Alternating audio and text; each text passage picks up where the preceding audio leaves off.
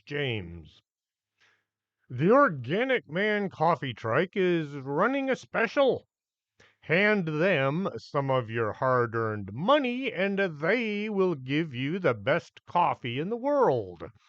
Okay, maybe this isn't really a special, but it will make your life better. 4501 McPherson if you're here in Laredo, or organicmancoffeetrike.shop. Don't drink bad coffee. It will ruin your inner workings. My favorite time of the year is rapidly approaching. Halloween will be here before you know it. Unless you're like me and you started waiting on November 1st. Time for little monsters to pretend to be children and then dress up like monsters. I need to begin gathering my candy supplies. The trouble is, our Sam's Club is closed due to a fire. I'll have to go to H-E-B and buy dozens of bags since they don't carry those huge suckers I usually get. I would buy like 6 or 8 gigundous bags of candy, so now I'm going to have to get like maybe 20 or so.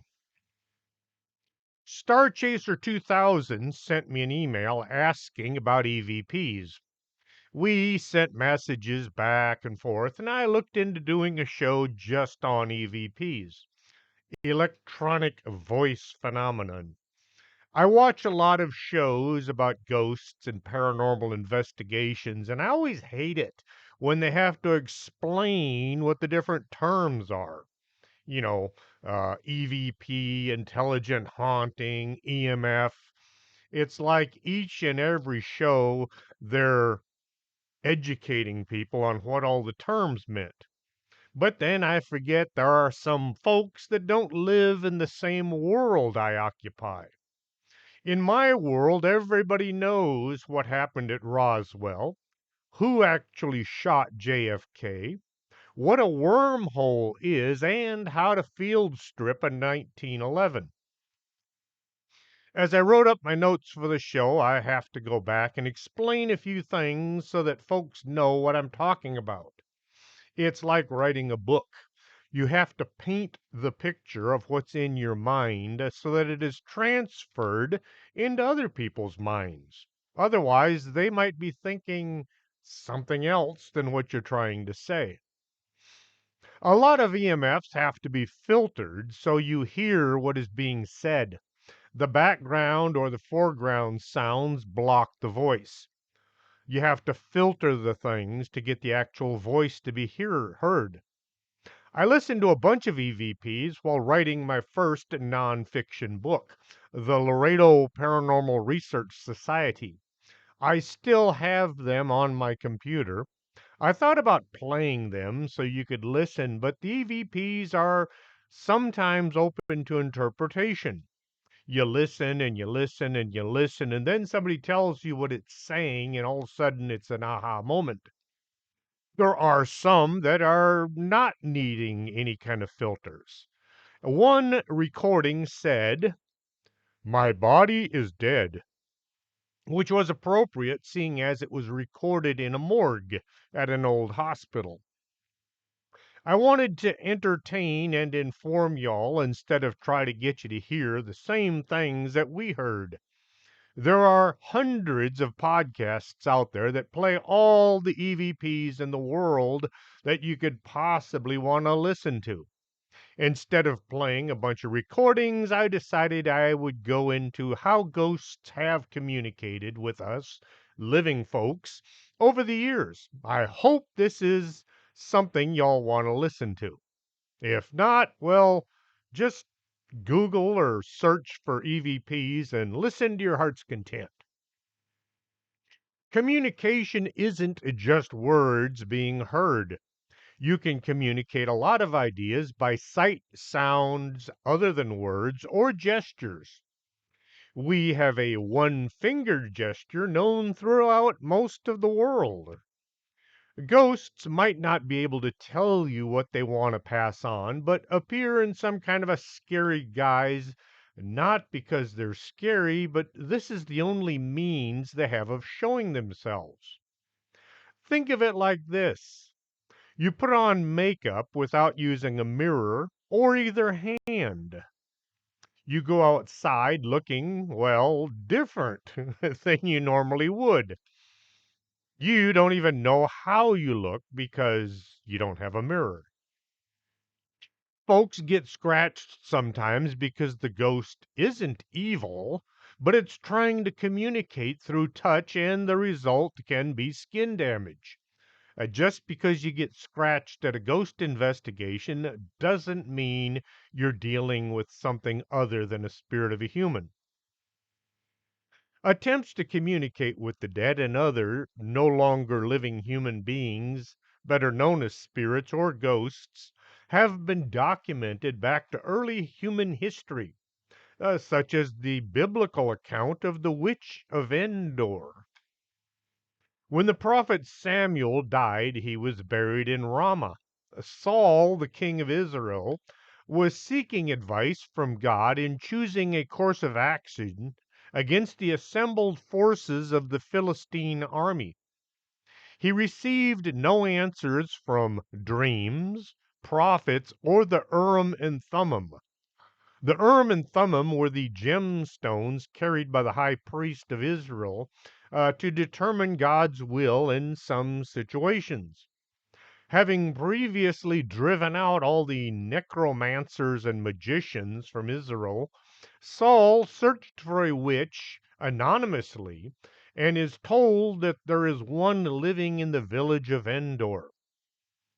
Saul disguises himself and crosses through enemy lines to visit her, asking her to raise Samuel. The woman at first refuses on account of Saul's edict against sorcery, but Saul assures her that she won't be punished. The woman summons a spirit, and when it appears, she finally works out who Saul actually is, and she says, "Why have you deceived me?" Saul assures her that no harm will come to her and asks what she sees. She says that she sees Elohim. Elohim is a Hebrew word meaning gods or godhood or just simply God. The word is plural, but it can also be singular depending on its use. A lot of biblical scholars say that Elohim was the God of Israel. They never mentioned him by name, but they simply referred to him as the Elohim. Saul asks what he looks like, and she describes an old man wrapped in a robe. Saul bows down to the spirit, but is apparently unable to see it for himself. The spirit complains of being disturbed, berates Saul for disobeying God, and predicts that Saul's downfall. The living Samuel had already told Saul that he was about to lose his kingship. This spirit adds that Israel's army is going to be defeated, and Saul and his sons will join me tomorrow. In other words, pass on to the land of the dead. The following day, the Israelite army is defeated as prophesied. Saul is wounded in battle, and he commits suicide by falling on his sword. Later, a young Amalekite, hoping to impress David with false claims, said that he was the one that actually killed Saul in battle. Well, for his troubles, he was executed. Saul's death was in part a punishment for seeking advice from medium, or rather from God. Way back in ancient times, the appearance of ghosts of the departed, even those of loved ones, was rarely considered a good thing. The dead were supposed to remain in their own land and were not expected to cross back over to the world of the living.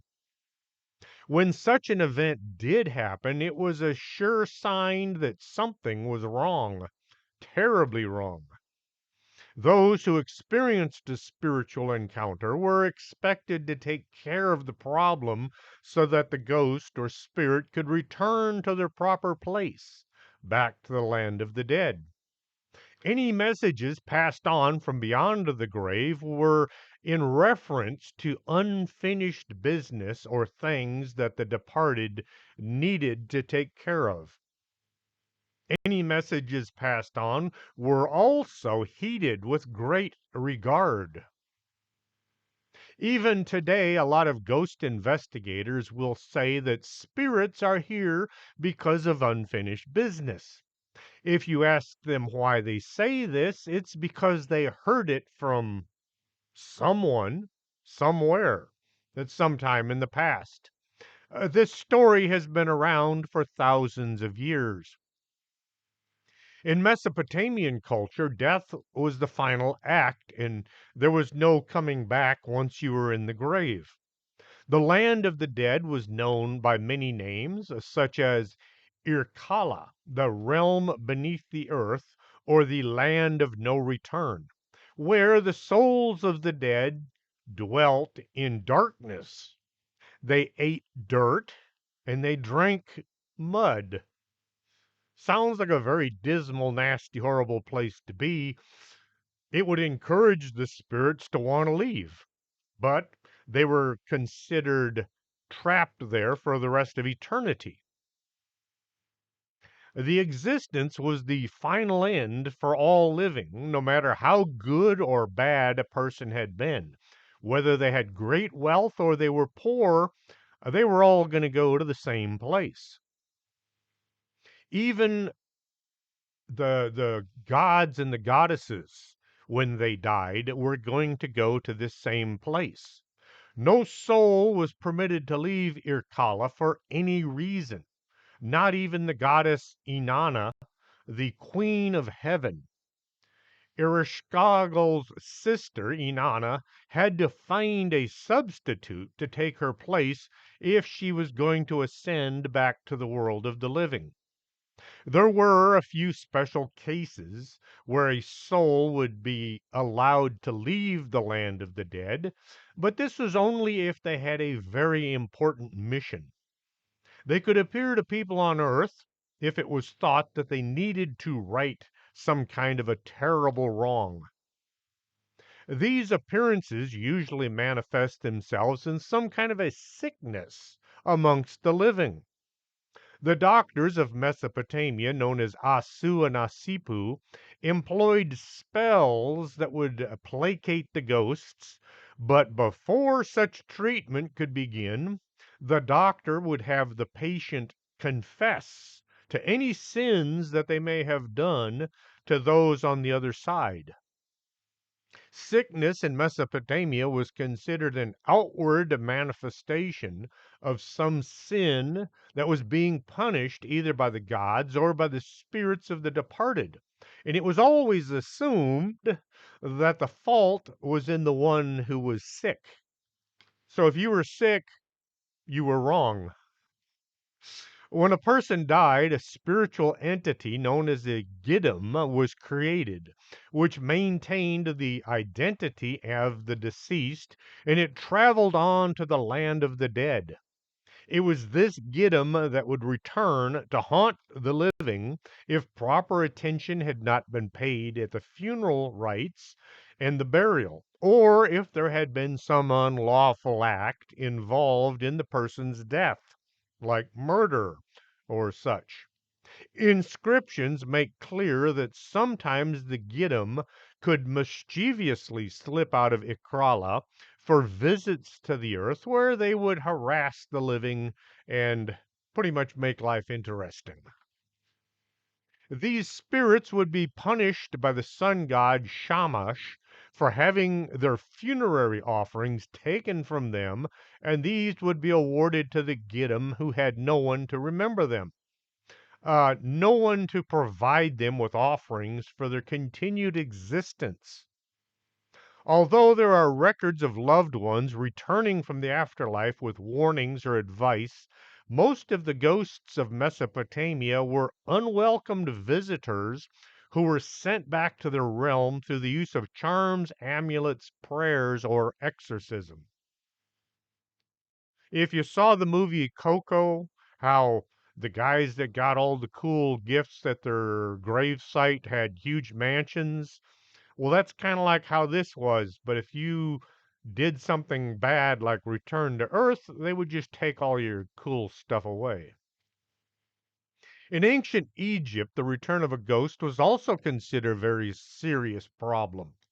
For the Egyptians, non existence was an intolerable concept, and it was believed that at death the soul traveled to the Hall of Truth, where it was judged by Osiris and 42 judges by having the heart weighed in a balance with a white feather of truth.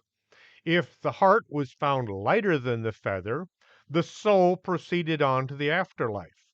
If, on the other hand, it was heavier, it was thrown to the floor and eaten by the monster Ammit, and the soul would cease to exist. One's heart would be lighter if one had lived a good life, and heavier if you had been a bad person. The afterlife was known as the Field of Reeds, which was a mirror image of the person's life on earth. They would enjoy the same house. They would have the same animals, the same servants or slaves. Everything would be pretty much the same as in the land of the living. In the early period of Egypt, the soul was considered a single entity known as a khu, the immortal aspect of an individual. But as time passed on, the soul became thought of as being 9 different components. Two of these, the Ba and Ka, the spirit of the personality, came together after death in the form of the Aka, and it was this entity that would return as a ghost. If proper rites had not been observed in burial, or some sin had been committed by the living, either before or even after the person's death, the Aka was given dispensation by the gods to return to earth and address this wrongdoing. A haunting was not just a spirit inhabiting a house, but a sign that you had done something wrong and you needed to fix it.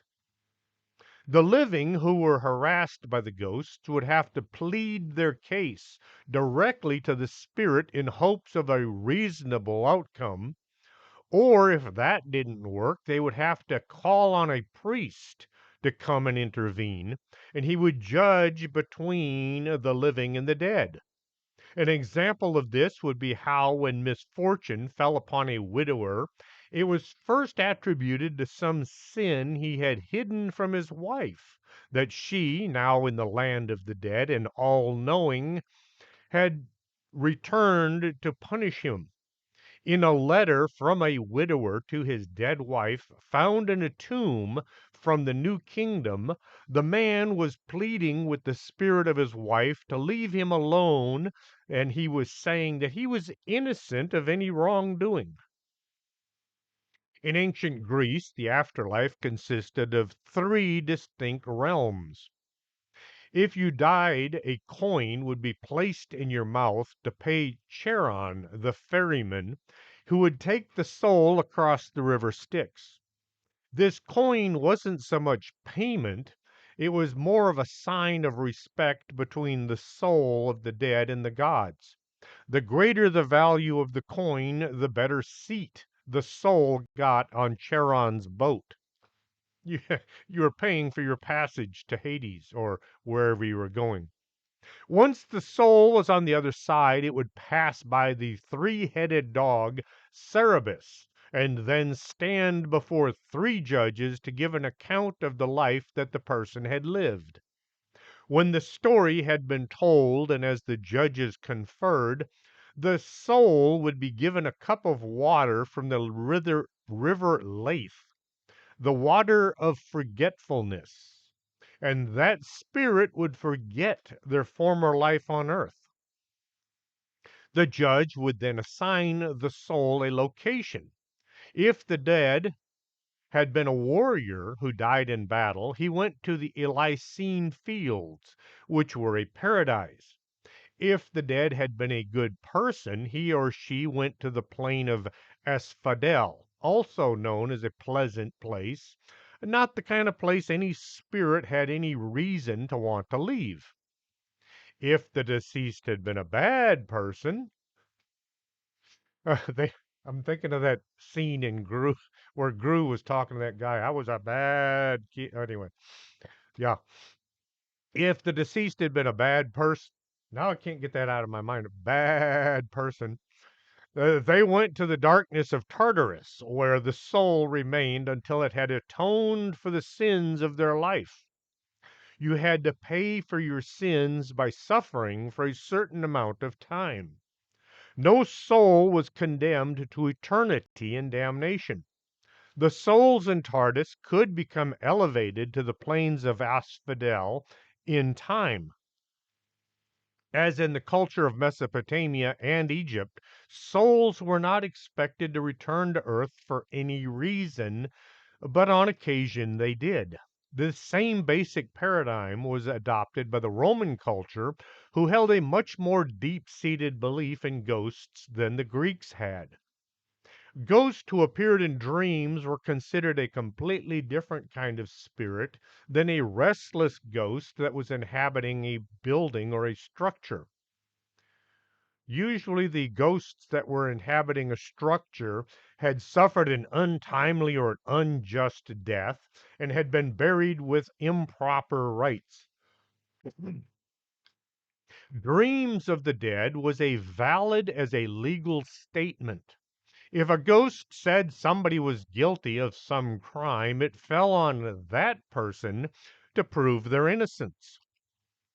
In Chinese culture, the spirit of the person who had drowned, died alone, died in battle, or suffered some other death where they went unburied would appear and could only be seen at night by torchlight. The spirit of an ancestor who wished to relate some information or give a warning would appear in a dream.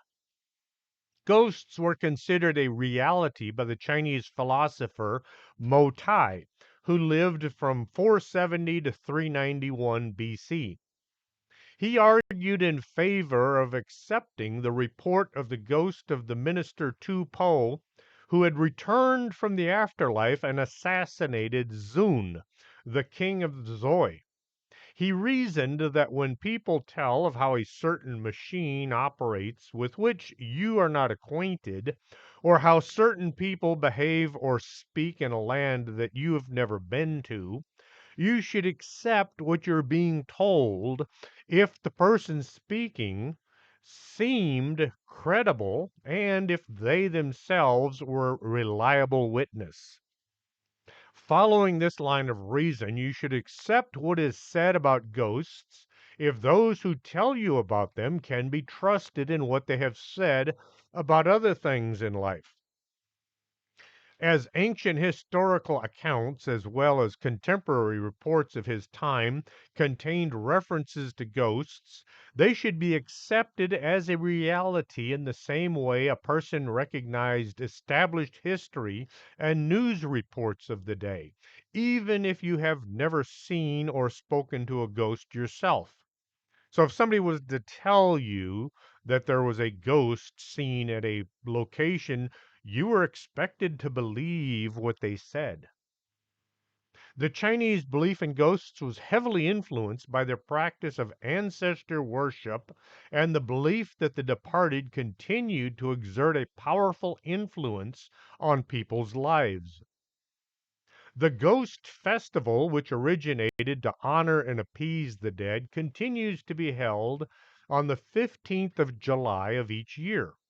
July is known as the Ghost Month. This is when the veil between the living and the dead is the thinnest, and that's when the dead or the spirits and the ghosts can cross over. They can come visit easier. This is close to how in October we have the thinning of the veil, and it is culminated with Halloween. Samhain and Mesoamerican festivals known as the Day of the Dead. During the Ghost Festival, people leave out food and gifts for the dead to appease and honor them in the hopes that they will remain in their own realm and not trouble the living. The Chinese afterlife was thought of as a journey in which the soul had to cross a bridge over an abyss where it would be judged. If the soul was found worthy, it continued on, pausing at a pavilion to look back on the land of the living one last time, and then drink a brew called Mengpo soup, which would cause the spirit to forget their former life. This is so close to what the Greeks believed about the cup of water from the river Lethe. It makes me wonder about when these two cultures had gotten together and how these ideas first were formed. Did somebody come from the afterlife and tell them about it? Both cultures? Or did somebody from Greece, say, visit China and that's where they heard about it? It's amazing how many cultures throughout the world have pretty much the same ideas on a lot of things. The ghost culture of China diverges at some point on what happens to the soul next. According to some works, the soul goes on to heaven, where it will stay for the rest of eternity, whereas others believe that the soul will be reincarnated. If the soul is found unworthy as it crosses the bridge to the afterlife, it is thrown down into hell, where it will remain forever. In either case, the soul is not expected to return to the land of the living, and if it does, it's not an ancestor appearing in a dream with some warning or some advice, then it was certainly some kind of an evil force, a demon or an elemental was at hand.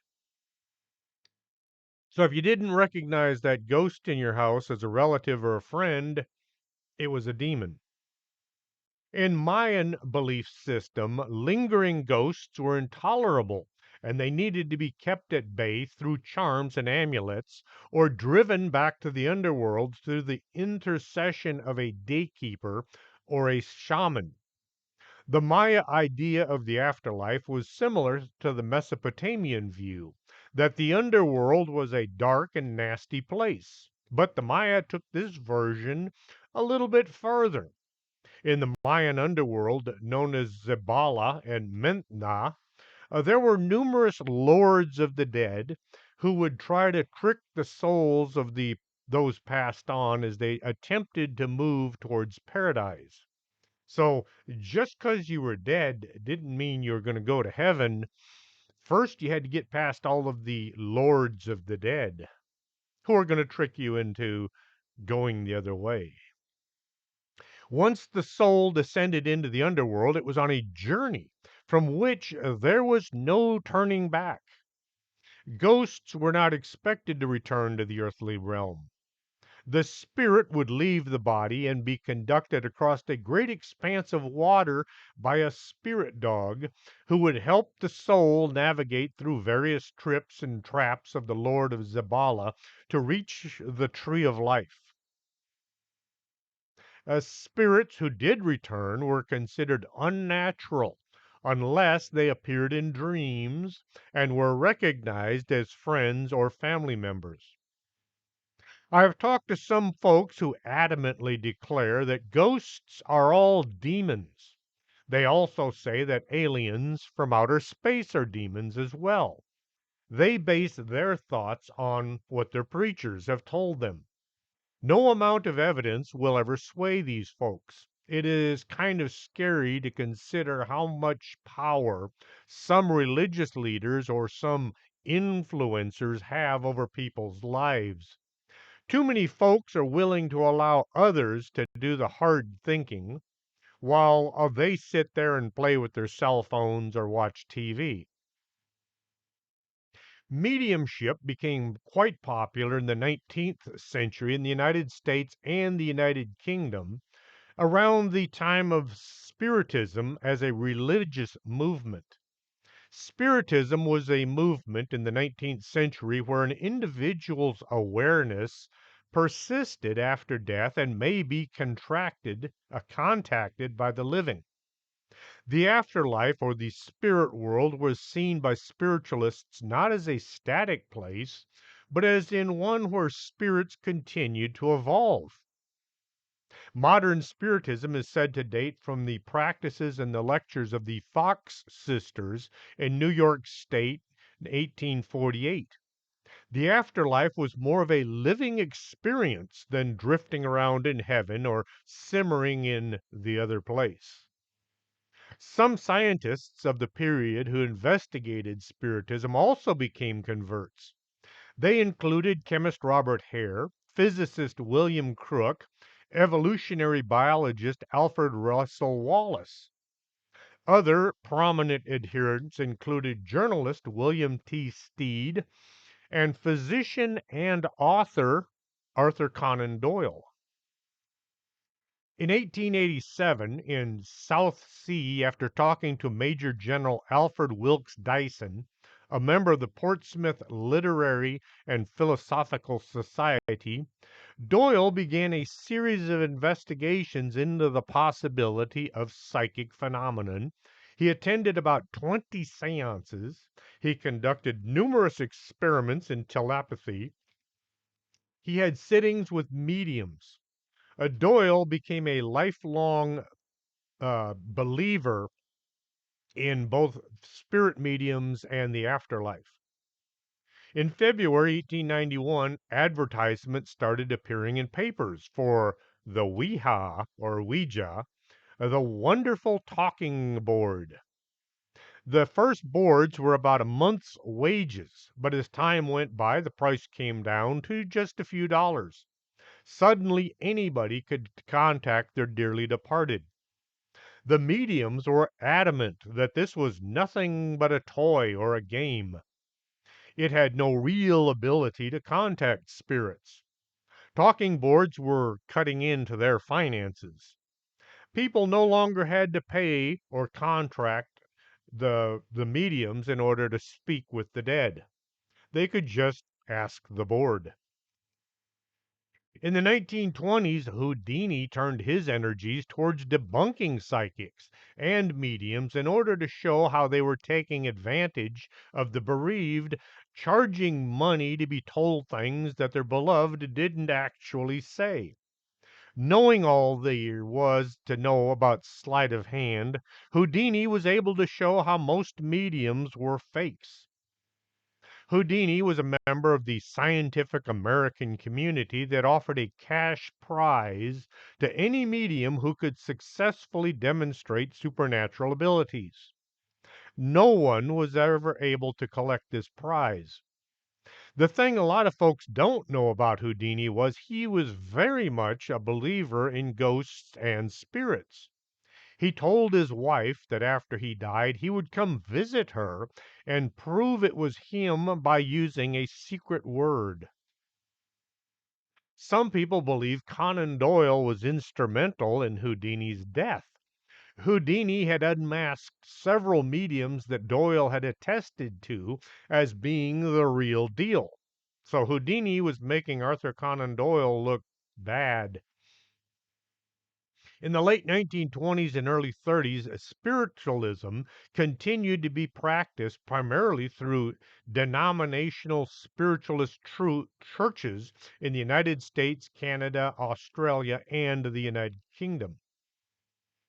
Going into the spirit world is kind of like going on a trip with no idea where you're going, how you're going to get there, or if you'll ever be able to come back. There can be a lot more involved than simply closing your eyes and seeing who or what pops into your head. The ability to open your mind up enough to allow someone from another dimension to take over parts, if not all, of your brain can be hazardous. It's a lot like using a Ouija board. You're opening a portal into your brain. Then you're hoping that whatever comes in will leave once the conversation is over. The landscape on the other side can be confusing as well. not knowing where to find the spirits that you're looking for. 1958 spiritualist Doreen Phillips wrote of her experiences with a medium at Camp Chesterfield, Indiana. Reverend James Laughlin was conducting seances where there were many Indian spirits that showed up, a feather, not dot. He said these spirits were noisy and they appeared to have great power. Sitting around the edges were guides or doorkeepers, usually young Indian boys and girls who acted as messengers to help locate the spirits who wished to speak with him. From this point on, folks would refer to spirit guides and how they helped lead the psychics to their destination. Having a spirit guide is great, as long as you know for sure that this is the one you're connecting with. If the spirit you're talking to tells you things that you can verify later on, there's nothing much to worry about. If, on the other hand, you start getting information that is just way out there, or the spirit begins asking for favors, things like they wish to occupy your body just to experience life one more time, you're looking at a possible possession. Uh, this is how the story of The Exorcist got started. Be careful who or what you let into your mind.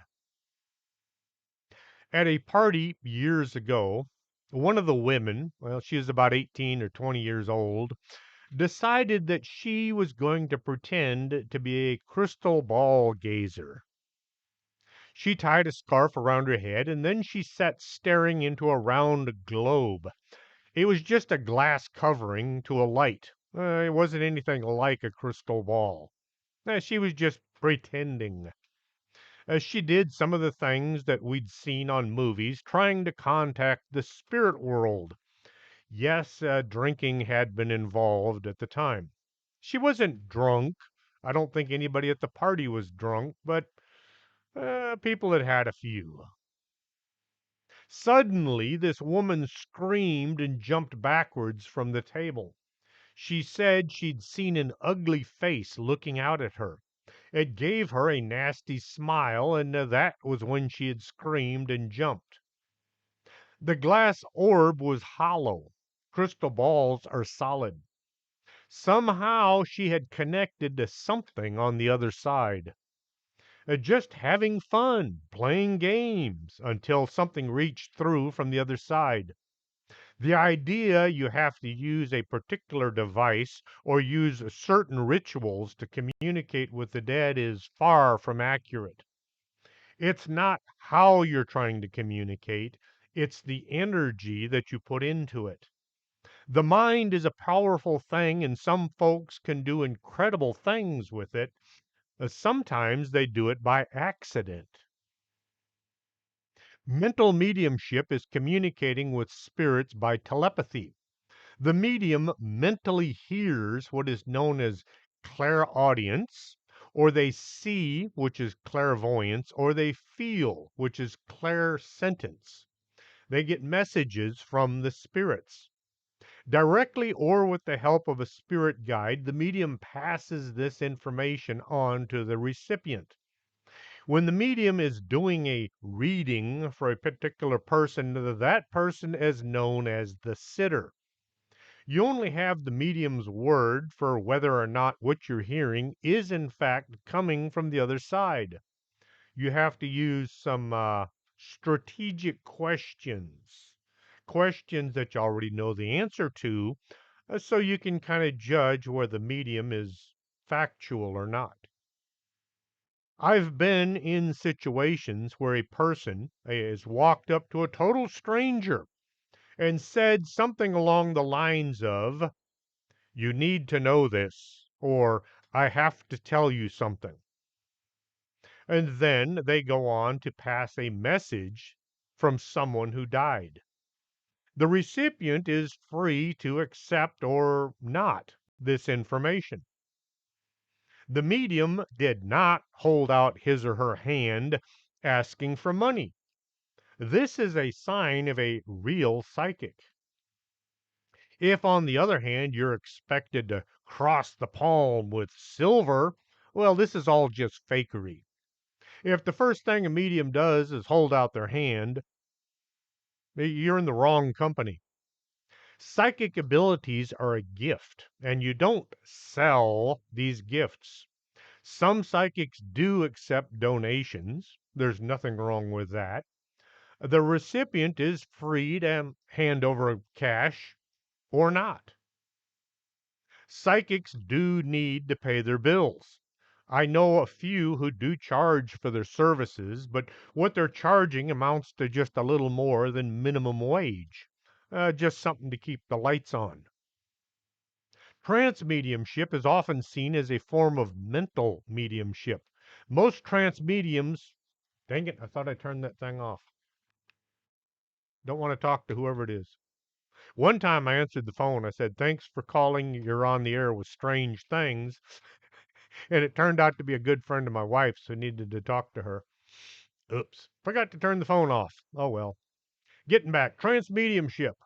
Edgar Casey was a trance medium. He would send himself into a trance, examine the subject, sometimes who was thousands of miles away, and then he would awake with no memory of his actions.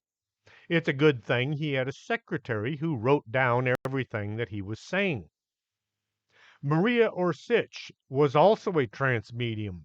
She would communicate with beings who thought the Nazis were a good thing. This makes me wonder about some, or maybe most, spirits on the other side. Who was giving her those blueprints for flying saucers intended for the Nazis to use? In the 1800s and early 1900s, spiritualism generally attracted well off female adherents, many who had strong interests in things going on in the world. The men, their husbands, were busy working, trying to build empires, or trying to screw the other men out of their hard earned money. Their wives were told to go find something to occupy themselves. Many trance mediums delivered passionate speeches on abolitionism, temperance, and women's suffrage, things the spirits probably had no interest in. A lot of these channelings were just the ideas of the mediums themselves. There are some folks out there that don't know the difference between suffrage and suffering. A group of kids at a college were passing around a petition to stop women's suffrage. You'd be amazed at how many people signed it. These were supposed to be people with higher educations. Not just students, but a lot of the professors signed this petition to end women's right to vote. A physical mediumship is defined as manipulation of energies and energy systems by spirits. This type of mediumship is said to involve perceptible manifestations such as loud raps and noises, voices, materialized objects, apported, which is created things out of thin air, materialized spirit bodies or parts of bodies such as hands, legs, just the head. The medium is used as a source of power for such spiritual manifestations. Most physical mediumship was practiced in a dark or dimly lit room. Most physical mediums made use of tools which included spirit trumpets, spirit cabinets, and levitating tables. This was one of the most abused forms of mediumship in the late 18 and early 1900s. The rooms would be rigged with false skeletons, assistants would be hiding inside walls, anything to scam people out of their money. The idea being the more exciting the experience was, the more referrals would show up over the next few months. Direct voice communication is when the spirits speak independently of the medium who facilitates this phenomenon. The role of the medium is to make the connection between the physical and the spiritual world. Trumpets were often utilized to amplify the signal, and directed voice mediums were sometimes known as trumpet mediums.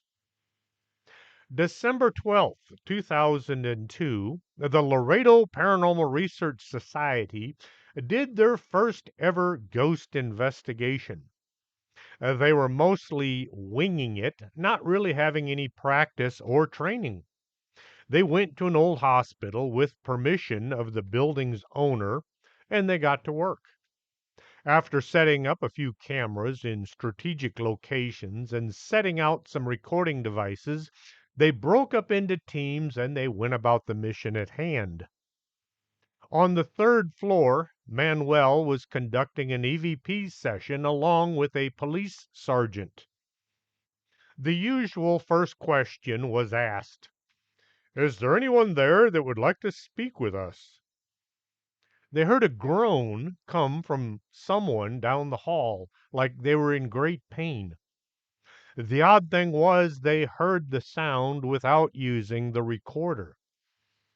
The building was empty of anyone not on the team. They had searched it before the investigation had begun. Some of the members were police officers and they knew how to search. "We hear you. Can you do that again?" Manuel asked, and they heard more sounds of pain. "Keep making noises. We hear you," he yelled down the hallway. Other members of the group began to make their way to the two doing the EVP because they were practically yelling. Well, actually, they were yelling. They said, like, "Hey, you two, keep it down. We're trying to." Well, Manuel said, "Listen, you can hear somebody right down the hallway. It's a DVP."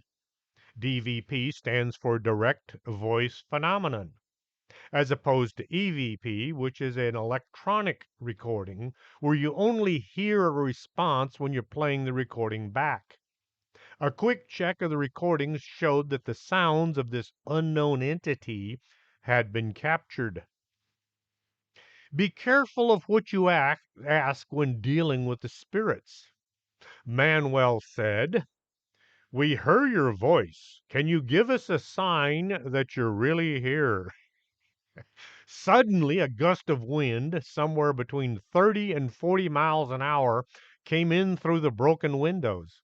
It stirred up dust and debris, it slammed doors, it rattled the windows. The hallway doors that were double sized to allow the passage of hospital beds were bowing in the wrong direction.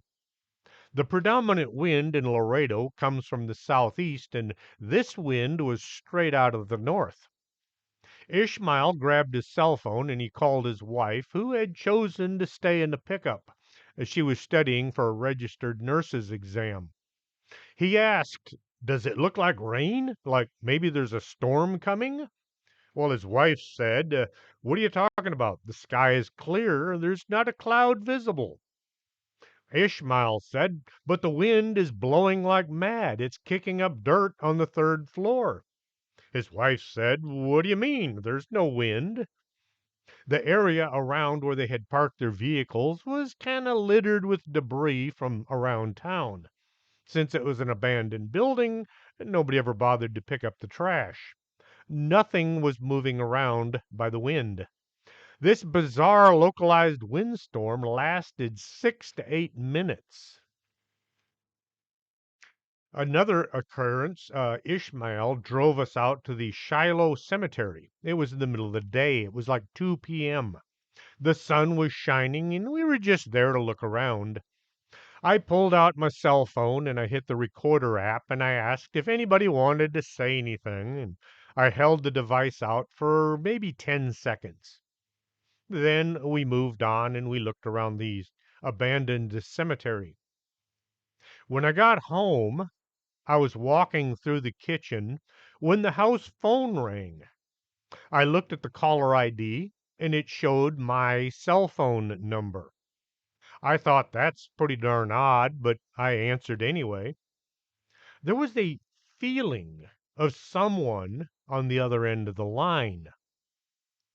I could hear wind blowing in the background. It lasted about 10 seconds, and then the line went dead. I checked my recorder, but there was nothing on it. The Shiloh tombstones had all been bulldozed over and removed, but the bodies had been left behind. In the later half of the 20th century, Western mediumship developed into two different directions. One course involved clairaudience, the medium hearing spirits and relaying what they heard to their clients. And the other was a form of channeling in which the channeler goes into a trance, leaving their body, allowing a spirit entity to borrow it and then speak through them. When in a trance, the medium appears to enter a catatonic state. Today, a lot of channelers remain in their bodies and are aware of what the spirit is saying through them. People have written books by channeling the spirits, and some of them are rather good to read, and others are kind of weird. These kinds of activities cannot be reproduced in a lab. Spirits don't respond to the demands of the boys in the white lab coats.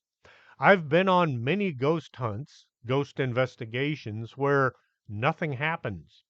The old hospital should be a happening place, but on occasion it's very quiet. As the spiritualists' religion movement became prominent in the 1840s and 1940s, with the belief that the spirits of the dead can be contacted by mediums, new technology of the era, including photography, were employed by spiritualists in an effort to demonstrate contact with the spirit world. So popular were such ideas that Thomas Edison was asked if in an interview with Scientific America to comment on the possibility of using his inventions to communicate with spirits. He replied that if the spirits were only capable of subtile influences, a sensitive recording device would provide a better chance of spirit communication than the table tapping, Ouija board using mediums that were employed at the time. American photographer Attila von Zille was among the first to try recording what he believed to be the voices of the dead as a way to augment his investigations into photographing ghosts. He began his attempts in 1941 using a 78 RPM recorder. It wasn't until 56 that when he switched to a reel-to-reel tape recorder that he actually began to catch voices. Working with Raymond Baylis, von Zele conducted several recording sessions with a custom-made apparatus consisting of a microphone that was inside an insulated cabinet and connected to an external recording device. Zele reported finding many sounds on the tape that could not be heard on the speaker at the time of the recording, some of which were recorded when there was no one in the cabinet. He believes these sounds to be the voices of ghosts or spirits. Von Zele and Baylis' work was published by the Journal of American Society for Psychical Research in 1959, and Baylis later went on to co-author the 1979 book Phone Calls from the Dead. 1959 Swedish painter and film producer Frederick Jurgensen was recording bird songs. When he played the tape later, he heard what he interpreted as his dead father's voice and then the spirit of his deceased wife calling his name. He went on to make several more recordings, including one where he captured a message from his late mother. Konstantin Rudive, a Lithuanian psychologist who had taught at Uppsala University in Sweden and who had worked in conjunction with Jurgensen, made over 100,000 recordings, which he described as being communications with deceased. In an attempt to confirm the contents of his collection of recordings, Raudev invited listeners to hear and interpret for themselves what was being said. He believed the clarity of the voices heard in his recordings could not be explained by normal means. Art Bell interviewed a guest who had built the Spiricom, which was a device allowing ghosts to speak. It kind of sounded like how Stephen Hawking sounded. Art was mesmerized by this whole episode. Come to think of it, most of us that were listening were as well. The guest was invited back a few weeks later to do some more ghost communications. Well, somebody figured out what was going on. The guest had pre recorded all of the answers so that it sounded like he was communicating with the dead. The interview was a hoax, but the device was actually designed and it was just possible that the thing worked. In late 1970, George Miller had designed the Spiricom and he handed out drawings to anybody who wished to try to build it. Several people did construct these devices, but most didn't really work. In an effort to prove the things worked, people began hoaxing ghost communications. I guess if you spend a lot of money trying to build something, you might get desperate after several failures. Another electronic device specifically constructed to capture EVP is called Frank's Box or the Ghost Box. Created in 2002 by EVP enthusiast Frank Sumpton. Sumpton said he received his design's instructions from the spirit world.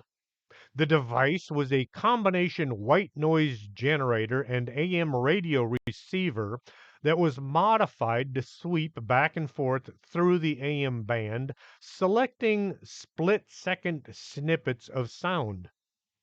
I've tried using one of these gadgets and all I get is a headache. Others on the team have had great success.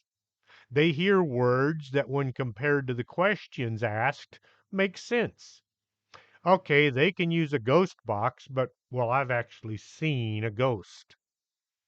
I've told this story before, but I'm going to tell it again because I have a few new listeners. I'll be quick. My wife and I were visiting somebody at the new Mercy Hospital. We were walking to the elevators, and a man came rushing from the emergency department, and he got into one of the elevators. He looked like he was in a huge hurry, and the doors closed. I waited several seconds to let the elevator get going, and then I pushed the call button. The same elevator opened. I looked in, and I saw nobody was there. My wife looked in and she saw that nobody was there and she said something about it to me. I asked her to describe the person she had seen, and her description matched mine to a T. There was no way off of the cab, and the scuttle hole was too high for the guy to have accessed in the short amount of time that the door was closed. He had simply vanished. 1982, Sarah Estep founded the American Association of Electronic Voice Phenomena in Severna Park, Maryland. Estep began her exploration of EVPs in 1976 and says that she has made hundreds of recordings of messages from deceased friends, relatives, and extraterrestrials whom she believes originated from other planets or dimensions. As technology advances, the ability to communicate with ghosts is trying to keep up. In the 1800s, if you wanted to speak to a dead relative, you had to work with a medium. You also had to figure out if this person was for real or not. By the late 1800s, telephones were showing up, but few people had them. Spirits began making phone calls, sometimes days after they had ceased breathing. The phone would ring and somebody would have a brief message from one of their loved ones. Something like the caller is okay and not to worry. Days or weeks later, word would come along that that person had died before the phone call was made. Around the same time, recording devices were being improved. People began hearing strange voices, either mixed in with what was being recorded or sometimes in the background. Some of these recordings were open to interpretation, but many were very precise, very understandable. Now we have ghost boxes and EVP recorders that are specifically designed to communicate with ghosts. The Ovilus is a device that not only allows the ghost to speak, it prints out the words so you can see what's being said. You can even go back and see what the entire conversation looks like. My all time favorite type of ghost communication is in dreams. You can invite a visit if you want. Just as you're about to drift off, you think about the person that you wish to see. You focus on them and you ask them to come for a visit. It's not always going to work, but on occasion it does. A good friend of ours died last year. Ine was way too young, but then aren't they all? We talked with people who knew her and people who really knew her, yet no one knew the circumstances surrounding her final days. What happened that caused this young woman to die? Well, the two of us, me and my wife, drove down to McAllen for the visitation. Over the next several days, all of our friends were theorizing if Ine might just pay one or several of us a visit in our dreams. Maybe about a week later, I dreamt about her. It was a very weird feeling dream. It did not feel like the normal kind where you experience things. This was more like I was actually living it. I saw her, and she looked more like she did back when I'd first met her. She looked to be about 25, 30 years of age. She'd gotten young after death. I asked her what happened. Why did she die? She sidestepped the question.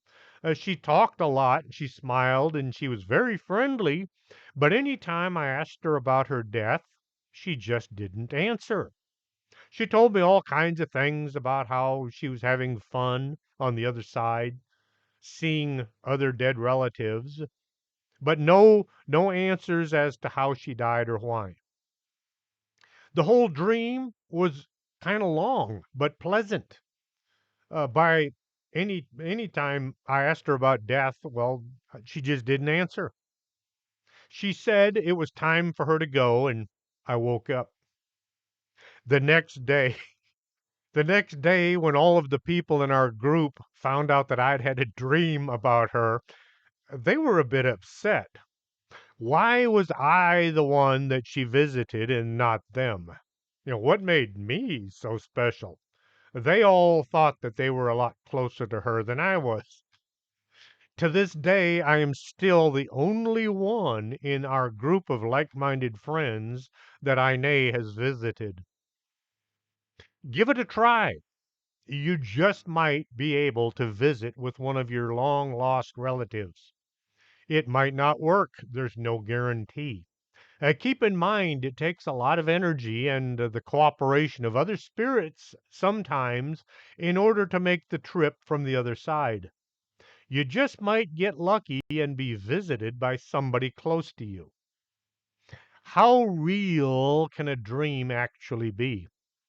Think about all the folks mentioned in the Bible who had dreams of things that then happened later on.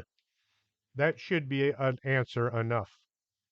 I hope you enjoyed tonight's show. If you did, I'm going to borrow Tony Merkel's saying and tell you to pass it on, share it with other people. I don't care how you share it, just let other people know they should be listening to Strange Things with Chris James. Until next Saturday, this is Chris James for Strange Things. And don't forget about the baby fly.